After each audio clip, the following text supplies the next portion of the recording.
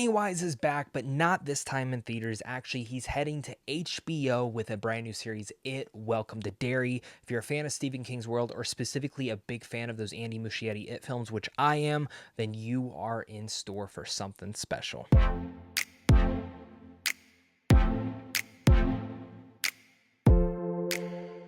What's going on, buddy? Welcome back to a brand new TV review. Today we're discussing It Welcome to Derry, episodes 1 through 5. Thank you, HBO, for sending on those episodes. I really wish you would have sent the whole season, but I understand.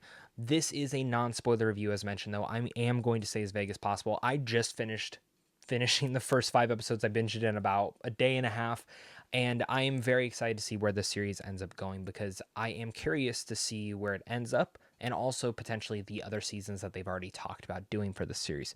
Now, as a little bit of background context, I love the book of It. I love Stephen King's novel. That is my favorite novel of his. I've not read them all. He's written a lot, but it is the one that has stuck with me the most. I love what Andy Muschietti had done with the 2 films, specifically even part 1 being my favorite, but part 2 I really have a soft spot for, and I think they really deliver on all those nuances. I just wish they would have added maybe like the turtle or things like that, but I think that's where you can touch on it a little bit more in It Welcome to Derry, especially as the way it expands its lore, and that has been the one intriguing aspect for me with this series. Now, I didn't watch a trailer. I saw images, I saw posters, I read interviews, and all of it sounded pretty damn cool to me. And at the same time, though, I wasn't that excited for it. And I didn't know if this is actually something we needed, and I'm pleasantly surprised to say that this is surprisingly good. In fact, I think this is a little bit better than I expected, and I think better than what most people will expect. Now, I will say, if you are not a fan of Andy Muschietti's directing of the first 2 It films, you probably will not be a fan of this. This is very much in line with the same tone, the same concepts, the same look and feel. It very much feels like a prequel to those 2 movies, and I actually think this is actually the right way to go. I don't know if a movie would have worked in this because It Welcome to Derry expands so much with so many different characters, so many different aspects of Derry, Maine that I don't think the films could have ever touched on. And I think the best way to explain the series is that what to compare it to is basically Lovecraft Country meets Stranger Things. That is what It Welcome to Derry is. I think if you're a fan of both of those, you're probably going to find some enjoyment in It Welcome to Derry, especially in the way that it really much expands the lore of Derry, Maine.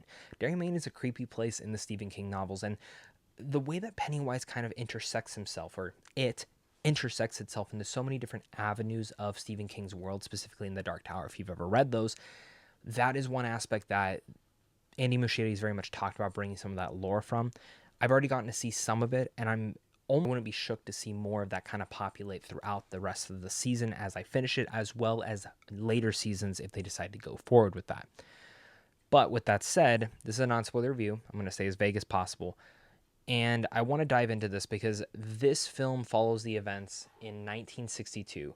It leads up to the events, of course, of the first film, which take place in 1989, dealing with the military, some things that they want to do, the Native American culture, as well as some kids who might be getting scared by this creepy entity out there. And all of this surroundings is something that did intrigue me. I never found that one storyline in here was boring than the last. I always found that every single one of them always added another piece of the puzzle. And each one kind of touches on something different. Like the kids' point of view is more of the same of what we saw from It, and specifically that group of kids. But this one, I will say, pretty brutal. There's some like shocking stuff in here that I was like, wow, they really went there, especially in the first episode, which actually like had my jaw drop with things that they already introduced. And I think that thematic of what they add with like grief and loss and growing up, all very prevalent inside this series, as much as it would have been in the Stephen King novel and, as, of course, those first 2 films. And I think that's where the most familiar aspect of it is with those kids. But adding on top of that, the other very awesome detail for me is more of the town, the adults, the military, the Native American culture. Like I said, all of that, there's different aspects to that, but every single bit of it is some of the most intriguing parts of the series because it dives into more lore, as I mentioned earlier. It dives into like actual realistic things that I think like if this was real would be happening in our world, and also some of the civil rights and unjust moments that are happening in this town. And elements like that are things that Stephen King really much wrote brilliantly into the novel and some of his other pieces, but specifically at this time is something that you need to touch in on.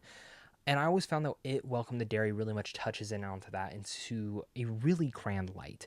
but also in a way that makes it interesting, makes it entertaining, makes it hard to watch, but at the same time intriguing. And again, it's really hard to talk about without getting into spoilers, but I very much thoroughly loved all of that and the way that it all ties together.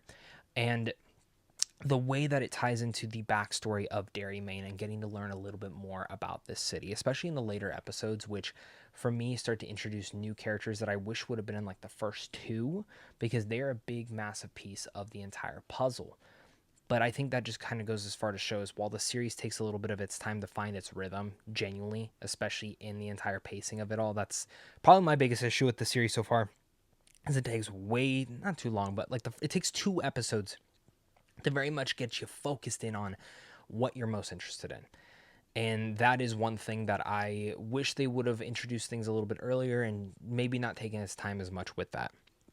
Regardless, once everything and all the puzzle pieces and all the chess pieces are kind of thrown out at you, you're really able to dive into this in a very fascinating and intriguing way. But one of the biggest pieces of this entire series that I thoroughly loved, is the way that they bring about all the characters. And for me, it is the character piece of every single one that I thoroughly enjoyed. Now, alongside all this, while you're doing character depth, while you're building lore, you're obviously going to have scares from the entity itself. And I think what they do with it itself in letting him not just play and be Pennywise, which we'll talk about in a second, but letting him actually play around in-house as other creatures and other designs, that for me was awesome. I know we saw a little bit of that, of course, in the original films, but I think in here you're able to just play on it even more into such a weirder route, and even play onto some of the more disgusting aspects of Derry, Maine, and problems with it.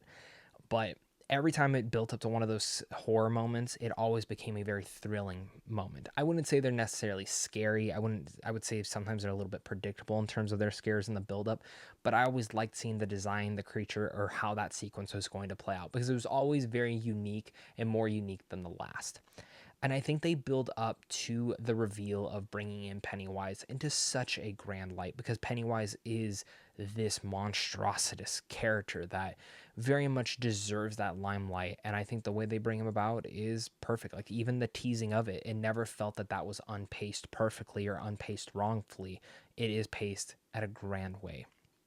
And on that, the diving into the supernatural and the different type of things inside the Stephen King world, there's one military guy that kind of can see things. And that character for me is actually one of the more intriguing characters of everyone involved with this series. And I actually really loved what they were able to do with him up until even episode 5, where I'm more curious to see what they do more of him later down the road. Or hopefully. I mean, that could be the it for it all. Shot very well. The score is great. The sound design's awesome. Again, every single aspect of the show just grows and grows more and more. And I think my biggest issue with the series is the pacing. And also, as I will say, and I will say this too, some of the visual effects, as they mentioned when giving us the screener, said that they were not done, but some of them very much reminded me of some of the issues that I had with Andy Muschietti's visual effects in the previous 2 It films. They kind of feel similar here. I hope they get a little bit better, but I could see that being a massive problem for many people involved who watch this series, who say that takes me out of the experience. It definitely took me out sometimes, but maybe it does get better. I can't really speak to that. But last but not least, the biggest thing I will say, and I think will be the biggest mixed aspect to most people, is how reliant on Pennywise that they very much used in the marketing for this. And Pennywise is, as I mentioned, teased throughout this show, and when he does get revealed, it is grand, and I can't wait to see more of him.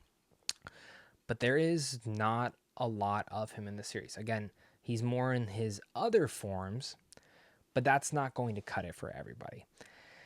So keep that in mind. For me, I liked it. For others, it might not be a thing. I could see that being a mixed bag for others.